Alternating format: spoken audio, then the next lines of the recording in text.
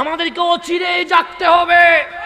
আজ ইসলামকে নিয়ে হাসি তামাশা শুরু হয়ে গেছে, আজ উগ্রবাদের জন্ম নিয়েছে। আজকে আমাদেরকে দেখতে হয় মহিলা মাদ্রাসা যেখান থেকে রাবিয়া বসরি বের হওয়া দরকার, সেখানে মোল্লা নামের মোল্লা দর্শক সেজে নারীর ইজ্জত লুণ্ঠন করা শুরু করে দিয়েছে। নাম দিয়েছে তৌহিদি জনতা।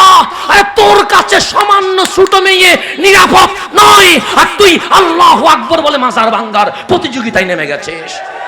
আগে নিজের চরিত্র ঠিক কর। তোর কাছে একটা ছোট মেয়ে নিরাপদ নয়, তোর কাছে ছোট বাচ্চা নিরাপদ নয়, আর তুই মাজার ভাঙ্গার নাম দিয়ে ইসলাম প্রতিষ্ঠা করতেছস। কেমন বেহায়া, কেমন নির্লজ্জ, কেমন বেয়াদব হয়ে গেছে। যেই মাদ্রাসায় বাবা মা স্বপ্ন দেখেছে এটা মা মরিয়ম হবে, এটা রাবিয়া বসরি হবে, এটা হাদিজাতুল কুবরা হবে, এই আশায় মেয়েকে ভর্তি করাইছে কোথায়? স্কুলে না, মাদ্রাসায়। হুজুরের কাছে মেয়ে কি নাই? তারও তো মেয়ে আছে। যে হুজুর এই কন্যা সন্তানের ইজ্জত লুণ্ঠন করেছে তারও তো কি আছে? তারও তো বোন আছে, তারও তো মা আছে। তো যার কাছে নারীর সম্মান নাই তার কাছে কখনো ইসলাম থাকতে পারে? ইসলাম থাকতেই পারে না। আর এগুলো টুপি দাড়ি দিয়ে তৌহিদি জনতা সেজে মাজার ভাঙ্গার প্রতিযোগিতা নামছে। এটা তোর চরিত্র ঠিক নাই, তুই আবার কিসের তৌহিদি জনতা? তোর কালচার ঠিক নাই। তোর কাছে না মেয়ে নিরাপদ না ছেলে নিরাপদ, কোনোটাই নিরাপদ নয়, আর তুই আসছস ইসলাম কায়েম করতে। এগুলা মাজার ভাঙছে এমনি না, এগুলো বেহায়াপনা জারি করার জন্য মাজার ভাঙতে চায়। কারণ শাহজালালের আদর্শ যদি বাস্তবায়িত হয় এই বাংলায় কোন নারীর ইজ্জত কখনো লুণ্ঠন হবে না।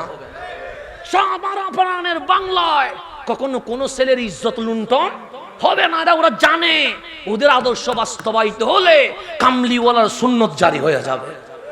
সেই কারণে তারা মাদ্রাসার নাম দিয়ে বেহায়াপনা পতিতালয় কুলিয়ে আর বাইরে এসে বলে আমরা আল্লিল্লাহি তাকবীর, শাহজালালের মাজার ভাঙ্গি দাও, শাহ পরানের মাজার ভাঙ্গি দাও। আরে মাজার ওয়ালারা আসছে বলেই আমরা মসজিদ ওয়ালা হইতে পারছি। ওদের কারণে কি আপনারা মুসলমান হইছেন? এই সব বাজে তাওহীদি জনতার কারণে কি মুসলমান হইছে? না না, তাদের চরিত্রের কারণে অসংখ্য মুসলমানের ছেলে নাস্তিক হয়ে গেছে। এরকমও অনেক আছে না? আছে। যেই বাবার মেয়ে দর্শিত হয়েছে সেই বাবা কি আর মুসলমান থাকবে? সে বলবে যে মেয়ে মাদ্রাসায় নিরাপদ নয় সেই ইসলাম দিয়ে আমি কি করব? কথা ঠিক না?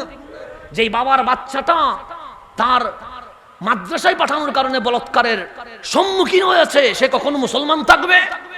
তারা মুসলমানদের নাস্তিক বানায়, আর আমরা শাহজালালের উত্তরসূরিরা অমুসলিমকে মুসলমান বানানোর কাজ করে থাকে।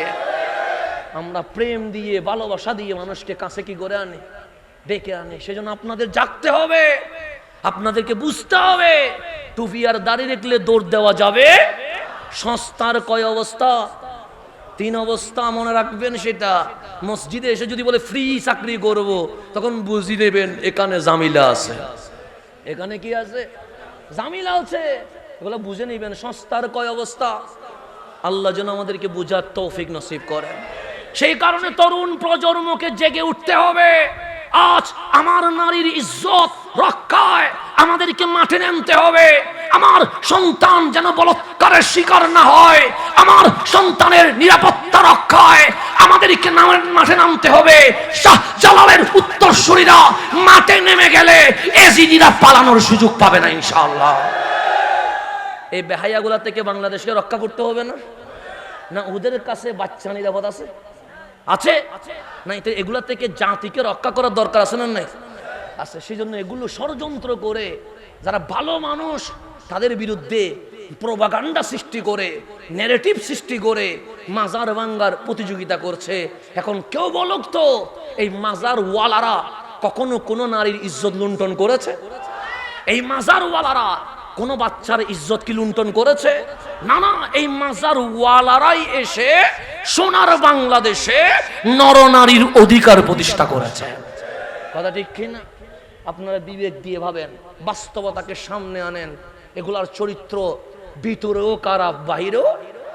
এগুলো বাড়িতে গেলে ছেলে মেয়ের ইজ্জত নষ্ট করে, বাহিরে আসলে মরা লাশ তুলির জ্বালানোর প্রতিযোগিতা করে। এগুলা ভিতরেও খারাপ, বাহিরেও। এগুলো ভিতরে ঠিক থাকলে না বাইরে ঠিক থাকবে? ভেতরে যে ঠিক নাই সে বাইরে কেমনে ঠিক থাকবে?